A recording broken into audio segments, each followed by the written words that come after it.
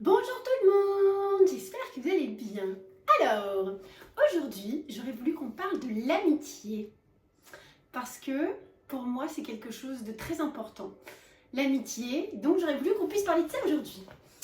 Alors, l'amitié, ça a toujours été un peu comme de la famille pour moi. Je pense qu'en tant qu'enfant, il y a plein de choses dont j'ai manqué, hein, comme la plupart des enfants. Et l'amitié permettait vraiment de compenser ce que je ne pouvais pas avoir en écoute, en partage, en communication. Et ça a été vraiment un pilier dans ma vie pendant de longues années, ça l'est encore aujourd'hui.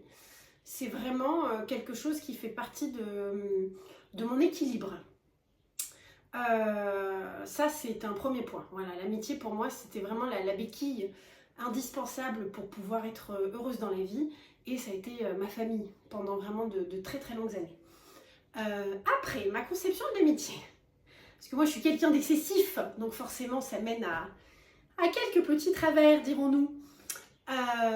Moi, j'aime l'amitié intense. J'ai toujours été comme ça. Je ne sais pas si c'est à cause de mon hypersensibilité. Je ne sais pas si ça vient de là. Mais en tout cas, pendant de longues années, j'avais pas de copains et de copines. Ça, c'est un truc, c'est marrant. Enfin, c'est marrant. C'est un truc sur lequel je bosse avec la psy, là, depuis très peu. Parce que pour moi, l'amitié, c'est profond ou pas. Alors, encore une fois, hein, je dis pas que j'ai raison. Je présente pas une espèce de vérité. C'est ma vérité, c'est ma conception des choses. Donc, ça n'engage que moi. Donc moi, j'ai toujours eu des amitiés très profondes. En fait, pour moi, l'amitié devait globalement combler tout, toutes les demandes de ce dont j'avais besoin. Sinon, ça n'avait pas forcément de raison d'être. Donc, par exemple, il fallait des gens avec qui je puisse parler et avoir des discussions profondes, des gens avec qui je puisse faire la fête et des gens avec qui je puisse vivre d'autres choses. Parce que je suis très fêtarde, mais j'aime pas que ça. Donc, j'aime aller au ciné, j'aime aller au théâtre. Vraiment des personnes avec qui je puisse vivre finalement ces trois branches indispensables. La communication et communication très profonde, hein, j'insiste là-dessus parce que moi j'ai besoin de débat, j'ai besoin de discussion, j'ai besoin d'échanger sur mes ressentis, sur mes sentiments, etc. Et des personnes avec qui il n'y a pas de profondeur, ce ne sont pas déjà de base des personnes avec qui j'accroche. La fête, j'ai toujours été très fêtarde, j'adore sortir, j'adore faire des soirées cocktails, j'adore danser. Donc ça c'était vraiment un point important. Et là, pareil, hein, tous les amis que j'ai eus, c'était des gens fêtards. Sinon, j'ai un peu plus de mal à créer du lien. Dernier point, vraiment le fait de bouger, faire des sorties autres que la fête. J'ai toujours eu besoin de ces trois points-là. L'avantage que j'ai eu pendant des années aussi, c'est que mon groupe, le groupe de personnes que je côtoyais le plus, était constitué de ma famille majoritairement. Donc c'est marrant, ma soeur, on a rigolé là-dessus, Marine, il n'y a pas très longtemps, où je disais, mais c'est encore mieux, tu vois, parce que toi, t'es ma soeur et t'es une amie, t'es ma soeur mie. Donc ça nous a fait trop rire ce terme. Et effectivement, c'était génial à l'époque. Donc on était en groupe avec mon frère, ma soeur, cousin, cousine, etc. Donc c'était très dynamique à l'époque. On faisait beaucoup de choses très ensemble. On faisait beaucoup de choses ensemble, très ensemble. Gueule de bois. Bien. On faisait beaucoup de choses tous ensemble. Et c'était super parce qu'effectivement, ça mettait... Alors, je voyais ça comme de l'amitié. Pour moi, c'était vraiment des week-ends avec des potes plus qu'avec des membres de ma famille. Et c'était super parce que je trouve que ça rajoutait vraiment... comment dire, la relation est d'autant plus forte parce que vu que ce sont aussi des membres de ta famille, globalement il y a moins de chances de te faire niquer la gueule, il y a moins de chances d'être déçu, il y a moins de chances d'être blessé, enfin t'as beaucoup plus confiance, donc forcément c'était des liens très très forts. Le groupe après c'est un peu éclaté parce qu'on avait un cousin qu'on voyait moins, ça correspondait pas avec ce que l'on voulait vivre aujourd'hui, donc on a arrêté de le voir dans le groupe et on a arrêté de le voir aussi. Donc ça s'est un petit peu, freiné. Puis moi c'était toutes ces années où j'étais à Paris, etc. Bon, la situation a changé. Mais c'est vrai que cette période-là, de pouvoir créer des liens encore en plus et d'avoir le groupe, dans ton groupe, les membres de ta famille, ça rendait le lien encore plus incroyable finalement. Que dire de plus sur l'amitié? Alors moi je suis vraiment très spéciale. Hein. Très spéciale. On va dire que c'est ma façon de voir les choses. Donc comme je vous ai dit des trucs profonds, là je bosse avec ma psy là-dessus en ce moment parce que elle me dit que les copains, les copines, ça peut être pas mal aussi. Je m'explique. Pour moi, avoir des copains d'apéro ou des copains de cinéma ou des copains de théâtre, ça me donne l'impression d'être dans la superficialité et d'utiliser les gens que pour ce biais-là.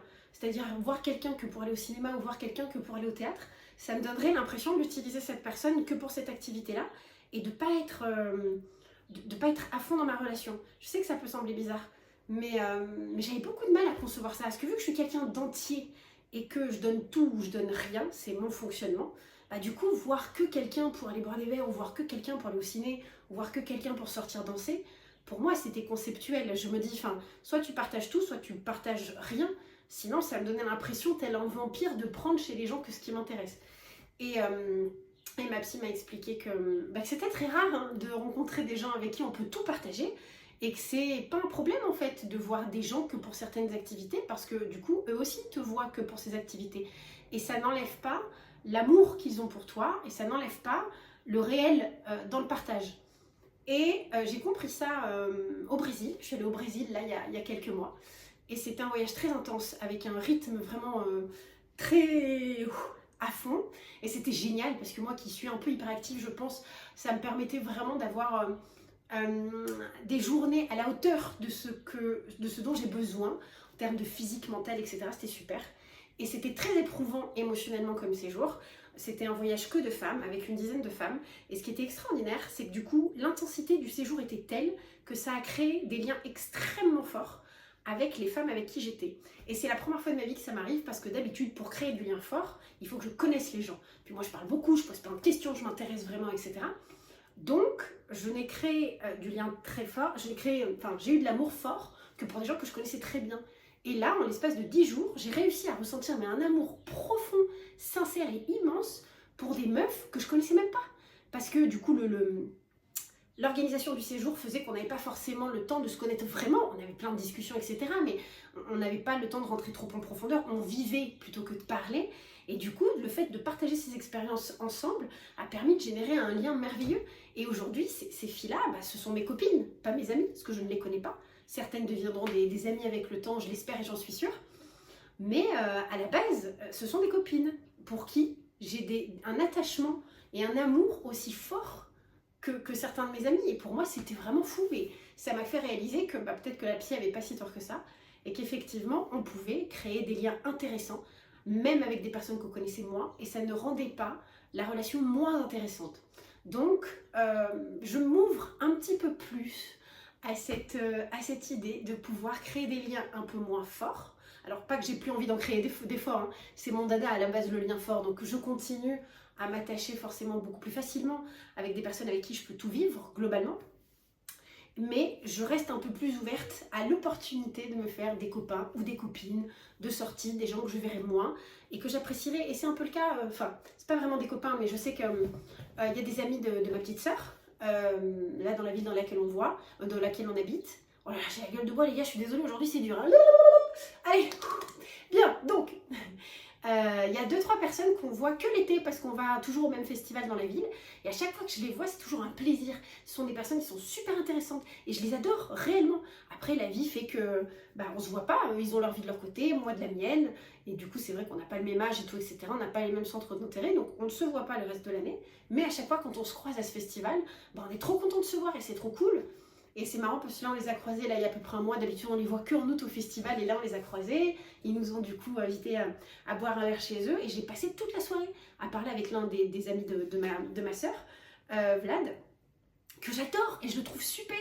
Et pour moi ça peut, alors je me sens pas assez proche de lui pour dire que c'est un copain mais c'est quelque chose qui pourrait s'en approcher le plus.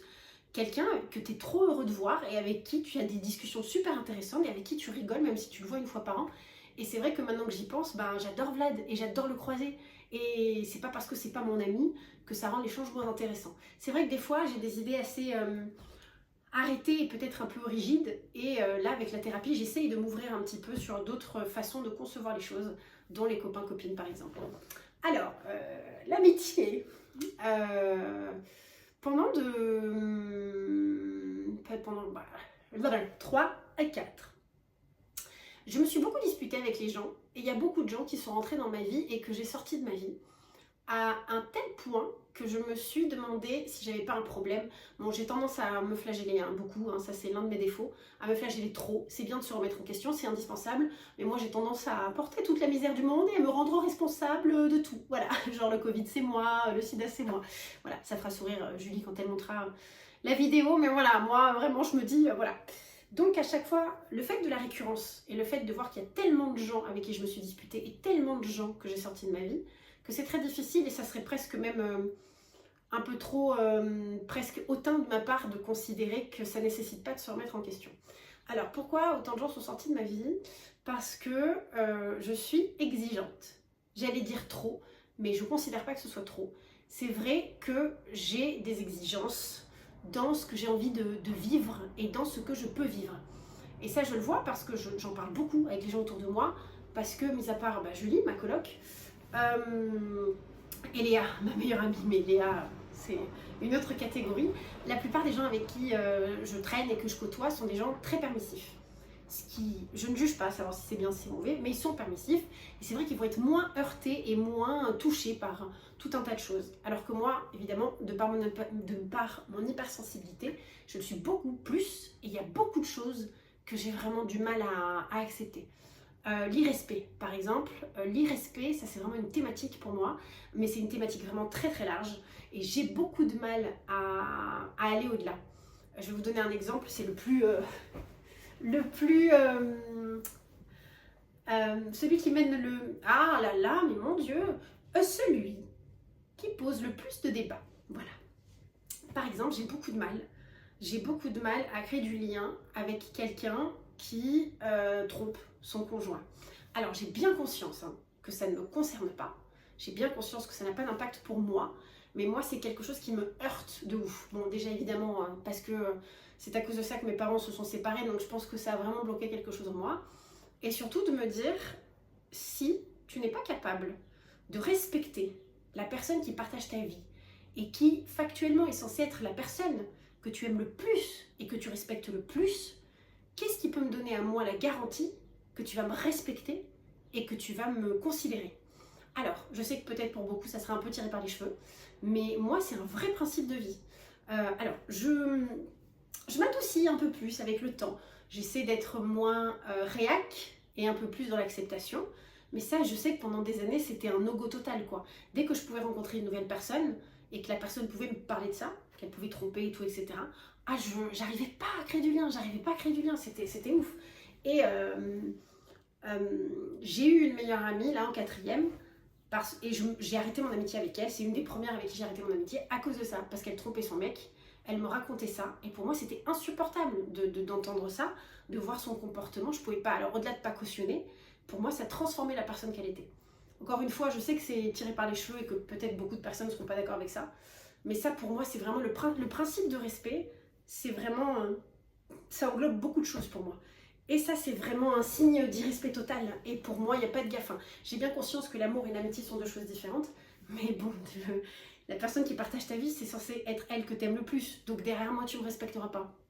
Je me souviens d'une autre personne que j'arrêtais de voir parce qu'elle avait... comment dire, elle avait amoindri son mec devant tout le monde. Elle organise un pot pour présenter son mec et son mec arrive et elle dit dis-lui ce que tu fais dans la vie. Donc le mec explique et il n'a pas expliqué à la hauteur sociale qu'elle aurait voulu qu'il le fasse. Celui-là un peu, il a dit ça vite fait, alors que son taf, il avait un taf au placé, gagner beaucoup d'argent. Et elle aurait voulu qu'il en fasse plus des caisses, je pense, pour se valoriser un petit peu. Et elle a commencé à l'enchaîner devant tout le monde, vraiment devant tout le monde, en disant ouais mais pourquoi tu présentes les choses comme ça, c'est pas du tout comme ça que tu fais, là tu dis ça comme si c'était pourri ce que tu es en train de faire alors que c'est vachement bien. Mais qu'est-ce qu'on s'en fout en fait? Si lui il a envie de le présenter comme ça, il le présente comme ça. Excuse-moi, c'est son métier à lui, jusqu'à preuve du contraire. Donc il dit exactement ce qu'il veut. Et par souci de rayonnance et de statut social qu'elle aurait récupéré grâce à sa présentation, le fait de l'amoindrir et presque de l'humilier comme ça devant tout le monde, c'était insurmontable pour moi. Et voilà, et donc à l'époque on était dans un grand groupe, une quinzaine de meufs, on sortait tout le temps, on faisait plein de trucs ensemble, c'était super. Et donc évidemment, moi je l'ai vue, j'ai bu un verre avec elle et je lui ai dit écoute, notre amitié s'arrête là, moi je ne peux pas accepter ça en fait. Parce que pour le même principe, si tu ne peux pas respecter l'homme avec qui tu partages ta vie, moi j'ai aucune certitude que tu me respecteras aussi, et ça me heurte en fait ce genre de comportement. J'ai beaucoup de mal avec l'irrespect, vraiment ça me heurte trop. Alors j'entends peut-être que tout le monde a droit à une seconde chance et que peut-être que j'aurais dû être plus permissive, mais je pense qu'à ce moment-là j'étais tellement submergée et irritée par son comportement que c'était insurmontable pour moi. C'est peut-être la seule, les autres, enfin voilà, il y avait d'autres choses qui posaient problème et j'ai fait un peu des notices en disant oh là là, là notre amitié ça commence à être un peu limite, ça continue comme ça. Mais elle, ouais, ça a été vraiment violent. Et voilà, et au fur et à mesure des années, il y a plein de personnes comme ça à qui, enfin plein de personnes. Pas tant que ça non plus, c'est vrai que là on a l'impression que je prends les gens et qu'après je les balance. Mais c'est vrai que je suis assez exigeante. J'ai besoin de, j'ai besoin de beaucoup de partager avec les gens. Et si c'est pas le cas, c'est un peu compliqué. Je me souviens d'une copine, Béré, que j'avais rencontrée et dès le départ, voilà, je lui dis que moi j'ai besoin d'énormément de partage et tout, etc. Et elle me dit que bah, elle s'est séparée de beaucoup d'amis à cause de ça parce qu'elle donne pas de nouvelles. Donc au départ, je lui ai dit que ça risquait d'être un peu compliqué pour moi. Alors pas que j'ai besoin, je suis pas un vampire, hein, j'ai pas besoin d'avoir des nouvelles tout le temps. Mais à un moment donné, s'il n'y a pas de partage, moi je lâche en fait, j'arrive pas.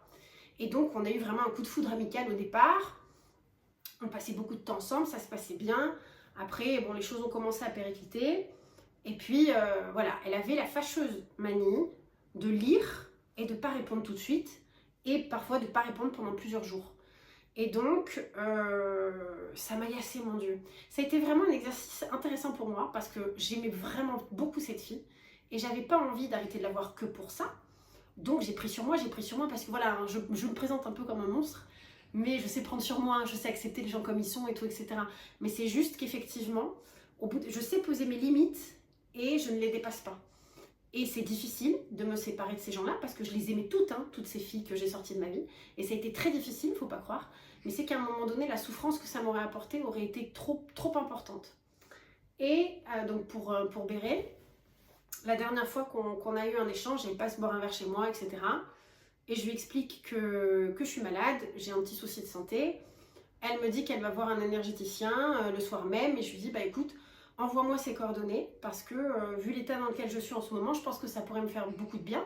Donc bah envoie-moi, dis-moi si ça se passe bien, juste envoie-moi un petit message pour me dire comment c'était et si c'était bien. Et j'ai pas eu de nouvelles d'elle pendant 1 mois et demi en fait. Et là ça m'a vachement blessée parce que j'entends qu'on n'avait pas les mêmes besoins de partage, que c'est quelqu'un qui n'appelle pas, qu'on voit pas de message, ok, très bien. La problématique, c'est que là, je te dis que je suis malade, je te demande les coordonnées de cette personne, pendant 1 mois et demi, j'ai pas de nouvelles de toi. En fait, là, c'est du désintérêt total, en fait. Alors, je dis pas que parce que je suis malade, j'ai besoin d'un soutien éternel, mais, enfin, pour moi, quelqu'un qui s'investit dans son amitié, quelqu'un qui prend en considération l'autre, n'oublie pas ce genre de détails. Alors, c'est peut-être trop demandé, et ça, c'est fini.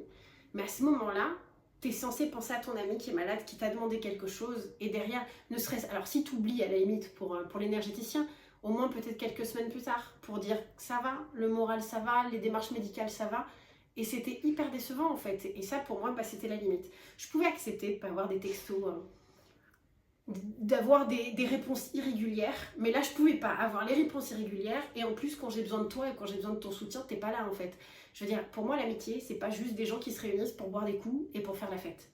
Sinon ça n'a pas grand intérêt. Donc c'est vrai que j'ai beaucoup d'exigences, et c'est ce qui rend parfois les liens à créer compliqués. Mais moi, je suis très contente d'être comme ça en fait. Je souffre, enfin pas je souffre, comment dire. C'est vrai que l'exigence que je peux avoir parfois est contraignante parce qu'elle mérite beaucoup. Ça rend certaines relations un peu compliquées parfois. Ça met pas du conflit, mais un peu de dissonance qu'il faut régler. Mais moi, je suis très heureuse d'être comme ça. En fait, je suis vraiment droite dans mes bottes. Et même si effectivement, j'aimerais bien côtoyer plus de personnes, parce que ça me manque des fois, un peu plus de discussion, un peu plus de lien social. J'ai pas beaucoup d'amis finalement, et ce sont des amies merveilleuses pour la plupart des filles. Non, je vous dis ça n'importe quoi. Il y a Dan, il y a Dan dont je suis très très proche. Donc oui, un mec, mais c'est majoritairement des filles, et j'ai des amis vraiment merveilleux. Mais voilà, de temps en temps, peut-être côtoyer d'autres personnes, rencontrer d'autres personnes, ça serait super cool. Et je m'ouvre un peu à ça parce que je sens que j'ai besoin d'avoir un peu plus de vie sociale, de rencontrer de nouvelles personnes, d'avoir de nouveaux débats, de nouveaux échanges, etc.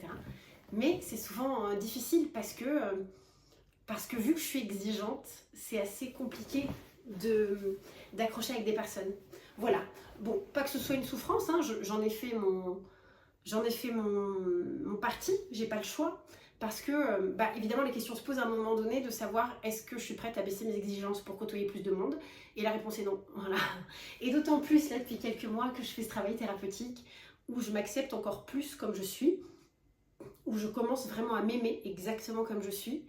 Du coup, ça me fait penser à la vidéo. Il faudrait que je fasse une vidéo sur le couple. Elle arrivera bientôt. Et ça me fait penser à ça. Pour moi, l'amour et l'amitié, même si ce sont des relations différentes, ont pas mal de similarités. Et pour moi, il n'est pas envisageable d'accepter moins que ce que je mérite et d'accepter moins que ce dont j'ai besoin. C'est-à-dire que envisager d'avoir des copains, des copines et tout, etc., ça, ok, c'est possible, il n'y a pas de problème. Et effectivement, avec des copains et des copines, il y aura plus d'acceptation de certaines choses qui peuvent m'irriter. Mais il y a toujours une limite en fait. Je ne suis pas prête pour être entourée et faire des sorties et être avec des gens. Je ne suis pas prête à accepter ce qui est inacceptable pour moi. L'égoïsme, par exemple, la méchanceté gratuite, la non-considération, le non-respect. Et je le vois en fait. Je vois, par exemple, c'est souvent un débat qu'on a eu avec mon frère. Mon frère a des amis qui ont parfois des comportements que je trouve archi condamnables. Et lui, ça ne le touche pas en fait. Et moi, c'est vrai qu'à l'inverse, c'est quelque chose qui me touche énormément. Et forcément, encore une fois, remise en question, parce que je vois tellement de gens être tellement permissifs, et moi qui suis tellement là, un peu comme une vieille aigrie, à être toujours hyper réac, que ouais, pendant de longues années, ça a été vraiment difficile de ne pas m'invectiver, de ne pas me dire que c'était trop, que j'en demandais trop, etc. Et finalement, ça s'apaise parce que c'est pas trop, c'est différent, et ça convient à certaines personnes.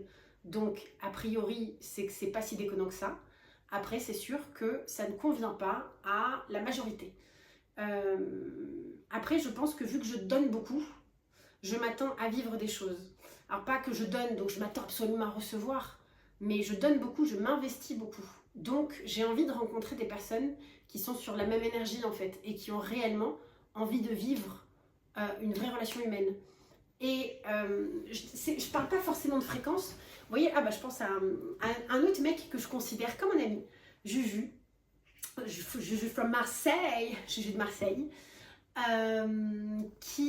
alors Juju, là je l'ai vu il y a peut-être un mois, 2 semaines, enfin je l'ai vu en juillet, et je l'avais pas vu pendant 2 ans, on s'appelle pas. Au départ, quand on s'est rencontrés, voilà, moi je lui ai expliqué comment je voyais les choses, l'amitié, etc. Lui m'a tout de suite dit, meuf, moi j'appelle pas, je réponds jamais aux messages, etc. Donc ça va être un bail.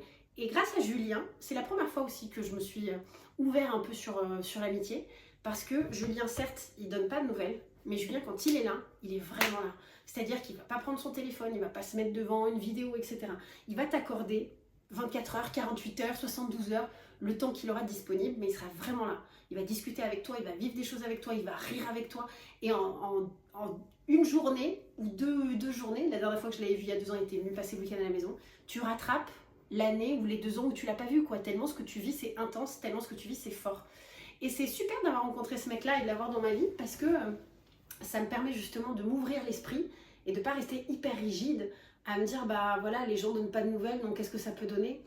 Et ça, je peux le concevoir parce que j'ai vécu à Paris pendant 13 ans. Et pendant ces 13 ans, j'ai gardé des amitiés hyper fortes avec des gens qui étaient dans le sud parce que je les appelais, je donnais des nouvelles, je me déplaçais régulièrement. J'ai nourri ces relations pour qu'elles puissent continuer à vivre.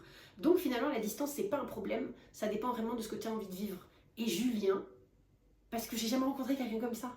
C'est-à-dire que ouais, certes, il n'est pas de téléphone et ça je l'entends, il me dit, tu vois, pour moi c'est superficiel, appeler quelqu'un et donner des nouvelles, ça me donne l'impression d'un peu de remplir le vide. Alors que, voilà, peut-être qu'on se voit qu'une fois par an, une fois tous les 2 ans, mais quand on se voit, on se voit. Et il n'y a que lui que je connais comme ça, qui est dans cette énergie-là, qui peu importe, enfin, il t'aime, parce que je pense qu'on s'aime, et c'est ce qui fait que quand on se retrouve, c'est super. Il y a tellement d'amour, il y a tellement de partage, que peu importe qu'on ne se soit pas parlé pendant 2 ans, quand on se retrouve, alors je vais parler pour moi parce que c'est comme ça que je le ressens, c'est comme si on s'était quitté hier et on vit vraiment, et je trouve ça génial, cette énergie de vie que ce mec donne quand il est là, bah, je trouve ça absolument incroyable. Donc voilà, quand je parle d'investissement, c'est pas forcément de fréquence, mais c'est vraiment quand tu es là, tu es là. Et je pense que c'est ce que j'aime chez lui, il est intense, vu que moi je suis quelqu'un intense et j'aime vivre les choses intensément. Côtoyer quelqu'un comme ça, même une fois par an, c'est une bouffée d'oxygène pour moi. Quand je le vois, à chaque fois je suis trop heureuse, j'ai trop le smile, il est toujours de bonne humeur, il est toujours super sympa et tout, etc. Bref, ce sont des vrais moments de partage. Mais je pense que c'est ça, c'est que mon exigence vient du niveau de partage et je donne beaucoup. Je suis vraiment très investie, tu peux vraiment compter sur moi, je suis vraiment à l'écoute, je suis vraiment, si tu as besoin de quelque chose, je ferai tout pour t'aider. Donc effectivement, je trouve, sans me jeter des fleurs, que ce sont quand même des choses précieuses et tellement précieuses qu'il ne faut pas les donner à n'importe qui et tellement précieuses qu'elles se conservent vraiment pour des personnes qui le méritent et qui en valent la peine. Donc voilà, et puis je suis très intense. Voilà. Il faut dire, il y a ma personnalité aussi qui ne plaît pas beaucoup. Enfin, lapsus. Oui, qui peut. Alors, c'était pas un lapsus, c'est une réalité. J'ai une personnalité atypique, et soit ça plaît beaucoup, soit ça plaît pas du tout. Donc déjà j'ai cette difficulté-là qui fait que il n'y a pas forcément beaucoup de personnes qui m'apprécient, parce qu'on voit beaucoup mes mauvais côtés avant de voir les côtés positifs. Et ça me va, hein, ça fait des années que c'est comme ça, donc ça me va. Mais du coup c'est vrai que je rencontre moins de gens, j'ai moins d'opportunités de lier. Puis moi dès le départ, voilà, j'ai tendance à me faire une première impression très vite. Alors après, ça n'empêche pas d'apprendre à connaître la personne, mais c'est vrai que c'est assez difficile. Et puis, j'ai envie de sélectionner aussi les personnes parce que moi, je donne tout. Et je pense que c'est ce qui fait aussi que mon exigence vient de là. C'est-à-dire que moi, je ne sais pas faire l'entre-deux. Et comme je vous l'ai dit, vu que j'ai pas eu de copains et de copines pendant toutes ces années, moi, juste voir quelqu'un comme ça, sans lui raconter ma vie et tout, etc., moi, je ne sais pas faire, les gars. Moi, j'arrive, j'ouvre ma cage thoracique, je te donne mon cœur, mon âme, je te donne tout. Hein. Donc, ce sont forcément des relations très intenses qui ne conviennent pas à tout le monde et qui n'intéressent pas tout le monde. Donc voilà. Mais c'est super quand tu as l'opportunité de rencontrer quelqu'un comme ça avec qui tu peux vivre une telle aventure humaine, et c'est extraordinaire. Et c'est pour ça que du coup, toutes mes relations amicales, qu'elles aient, peu importe le temps qu'elles aient duré, et celles qui durent encore aujourd'hui, quand je vous dis que c'est comme la famille, c'est-à-dire que ça a vraiment nourri la personne que j'étais. Ça m'a permis de grandir, ça m'a permis de ne pas me sentir seule. Parce que c'est vrai que enfant et ado et même jeune adulte, je pouvais me sentir extrêmement seule parfois. Et le fait d'avoir eu ces amitiés si fortes, ça m'a comblée de bonheur, ça m'a apporté beaucoup de soutien et ça m'a permis d'avoir quelque chose à quoi me raccrocher pour ne pas me sentir seule. Parce que je sais que la plus grande de mes peurs, c'était d'être seule face à la maladie. Et j'ai pu être malade et j'ai été très bien entourée. J'avais des amis fantastiques autour de moi. Et c'est fantastique d'avoir la chance de pouvoir vivre cette aventure humaine. Et là, aujourd'hui, j'ai pas beaucoup d'amis, hein, ça se compte vraiment un peu plus sur les doigts des deux mains max. Et majoritairement des personnes qui sont loin. Là, j'ai ma meilleure amie qui habite en Bretagne. J'ai une autre amie de ouf qui est aussi en Bretagne. Elles sont de là-bas. J'ai Julie qui vit avec moi. Voilà, ça, ce sont vraiment les trois personnes qui nourrissent le plus mon quotidien. Il y en a deux qui sont super loin et pour autant, voilà, ma meilleure amie, on essaie de s'appeler tous les lundis, on essaie vraiment de mettre des choses en place. L'autre, ma louloute, Louise, je la vois, on s'appelle au moins une fois par mois, on essaie, des fois on est un petit peu laxiste, une fois tous les 2 mois, mais ce sont des personnes qui, quand je les retrouve, c'est pareil, c'est comme avec Julien de Marseille, c'est comme si je les avais quittés la veille et tout recommence en fait, tout recommence. Et c'est vivant et on vit plein de choses et on parle et on rigole et on fait des super repas, il se passe vraiment quelque chose d'intense et moi ça me nourrit énormément et je préfère avoir peu d'amis mais des personnes avec qui je vis quelque chose comme ça. Et voilà, et là du coup j'essaie de développer de nouvelles amitiés aujourd'hui et c'est super parce que j'ai fait le constat là ces derniers temps que j'avais envie de m'ouvrir à de nouveaux liens, de nouvelles personnes. Bon, il y a eu la réalisation avec la psy qui m'a aussi aidée, où elle m'a dit ouvre-toi un petit peu à des amitiés. Voilà, les copains, les copines, ça peut être cool, donc arrête d'être dans la rigidité absolue et ouvre-toi. Et c'est marrant comme quoi, quand tu demandes, tu peux avoir. Alors je crois à l'univers, les demandes, des genres de trucs.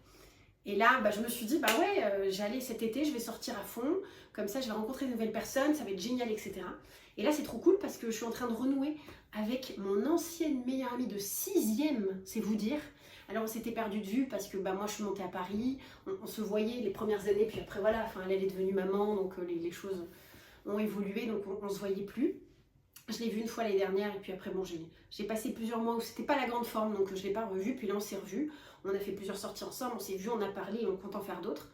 Et c'est marrant parce que le soir où je sors avec elle, là il y a 2-3 semaines, je croise une autre copine de fac dont j'étais archi proche à l'époque. Et donc là on s'est refait un apéro, on se voit vendredi. Et c'est marrant finalement d'avoir ouvert mon esprit par rapport à la psy, de dire ça y est meuf t'es prête, t'as envie de rencontrer de nouvelles personnes. Et que l'univers me renvoie ces personnes, mais ces deux femmes que j'ai aimées, enfin, qui étaient vraiment des amies, c'était mon cœur quoi. Et je trouve ça incroyable d'avoir l'opportunité de les recroiser aujourd'hui et de peut-être recréer des nouveaux liens, pile au moment où j'en ai le plus besoin et où je me sens le plus ouverte à le vivre. Voilà. C'était une vidéo un peu brouillon, je me rends compte. Ne pas faire de vidéo en gueule de bois. Mais l'amitié, c'était important pour moi d'en parler parce que je pense que ça m'a sauvé la vie dans des moments de détresse intense et de souffrance intense.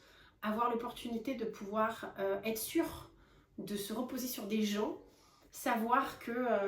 vous voyez, ces 3 personnes dont je vous ai parlé, là, mes 3 louloutes, mon trio infernal, Léa, Louise et Julie, je sais que demain, s'il se passe quoi que ce soit, si j'ai besoin de quoi que ce soit, elles seront là. C'est vraiment 3 personnes sur qui je peux, mais vraiment compter les yeux fermés. Et ça, je trouve que ça m'émeut. Je trouve que c'est un bonheur absolu. Parce que tout est émouvant dans la vie. Et je trouve que rencontrer des personnes de confiance, rencontrer des personnes avec qui tu vibres autant et avec qui tu vis dans le respect, dans l'amour, dans le partage, bah, c'est pas forcément toujours si évident que ça. Surtout quand tu as une personnalité intense, que tu es excessive, que tu es perfectionniste, que tu as une personnalité quand même originale, dirons-nous. C'est merveilleux de se dire que bah ouais, je suis comme je suis, mais ça m'a pas empêché de rencontrer des personnes exceptionnelles et de se dire que bah, ces personnes-là, je me rabâche, hein, excusez-moi, je peux vraiment compter sur elles. C'est moi qui pendant de longues années ai eu l'impression de pas forcément pouvoir compter sur grand monde. C'est une force innommable de se dire qu'on n'est pas seul, mais incroyable. De se dire que si demain on a le moindre problème, bah, ces personnes sont là pour vous soutenir, pour vous aider, pour vous aimer, quoi qu'il arrive. Et je trouve que c'est une sensation merveilleuse et je sais pas comment font les gens qui n'ont pas d'amis. je pense à ma soeur, j'ai une de mes sœurs qui est assez solitaire, qui n'a pas le lien avec les copains. Elle a un chéri, elle est très heureuse avec son chéri, etc. Elle a des animaux, tout va très bien et elle est très heureuse. Mais elle n'a pas forcément ce besoin de créer du lien avec les gens. Alors peut-être parce que, voilà, je pense que c'est une différence de personnalité, elle est plus solitaire, elle a peut-être moins de besoins. Mais quand je vois ce que ça a pu m'apporter moi, et quand je vous dis ça m'a sauvé la vie, hein, vraiment c'était mon pilier familial, pour moi c'était même plus important que la famille à une époque, c'est difficile. Je me dis mais qu'est-ce que c'est triste. Et puis ouais, l'année dernière j'ai rencontré un mec là avec qui j'ai passé quelques mois, ça n'a pas fonctionné. Pareil, lui non plus, il avait des copains mais il n'avait pas d'amis. Mon Dieu, mais qu'est-ce que ça m'a fait de la peine. Parce que je me suis dit mais mon Dieu, ces gens, alors après pas le choix, hein, des fois ça se fait comme ça. On n'a pas tous l'opportunité de garder les liens avec nos copains de collège, lycée, etc. On déménage, il y a tout un tas de facteurs qui rentrent en considération. Mais je me suis dit, mais mon Dieu, mais le pauvre, de ne pas avoir la chance de connaître ça, mon Dieu, qu'est-ce que c'est triste. Mais bon, voilà, après, on n'a pas le choix. Hein. Mais voilà, je trouve que l'amitié, c'est merveilleux, c'est hyper nourrissant. Et ce qui est bien, c'est que bah, ça évolue avec le temps. C'est-à-dire que bah, là, je retrouve mes copines de collège, lycée, fac, et c'est vraiment trop génial. Et ça, je veux dire, il n'y a pas d'âge pour rencontrer des gens. Donc, bah, si par exemple, vous n'avez pas d'amis ou pas assez, ou que vous avez envie de rencontrer de nouvelles personnes, je trouve qu'il y a plein de choses qui sont possibles. Alors oui, il faut un peu de... C'est-à-dire, bon, on va pas dans des bars seuls par exemple, mais il y a plein d'applications de sortie, Knock, on va sortir, etc. Où vous pouvez rentrer dans des groupes, il y a plein de groupes sur Facebook. Et il est possible de créer du lien. Alors après... C'est un peu la roulette russe, hein. On ne sait pas trop ce qu'on trouvera à ce genre de sortie. Mais je pense, enfin voilà, je pense que c'est rassurant de se dire qu'à n'importe quel âge, si on a un peu d'envie, un peu de motivation, et si on passe cette barrière d'aller rencontrer des gens qu'on ne connaît pas, etc., et de se mettre un petit peu en difficulté, si on n'est pas très sociable et si on n'est pas très ouvert, on a l'opportunité encore de pouvoir rencontrer des gens, quel que soit notre âge, quel que soit le contexte, quelle que soit la région dans laquelle on vit. Là, moi je suis à Orange, c'est pas très grand. Et pour autant, bah, sur un site internet, sur Knock, là, c'est mon petit frère qui m'a fait télécharger cette application de sortie. Bah, il y a quand même des trucs. Donc tout n'est pas perdu, voilà. C'était brouillon, je suis désolée. J'espère que vous aurez compris quand même. Enfin compris, oui, évidemment. Oh la meuf, j'espère que vous aurez compris. Waouh, j'espère que vous avez... Oh là là là là. L'alcool c'est mal. J'espère que vous avez apprécié.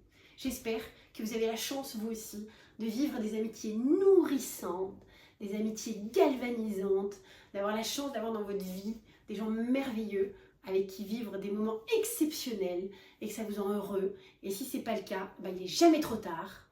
OVS, c'est payant, mais il y a plein de choses dessus. Et Knock, je crois que c'est Knock, un truc comme ça, 2 applications à télécharger.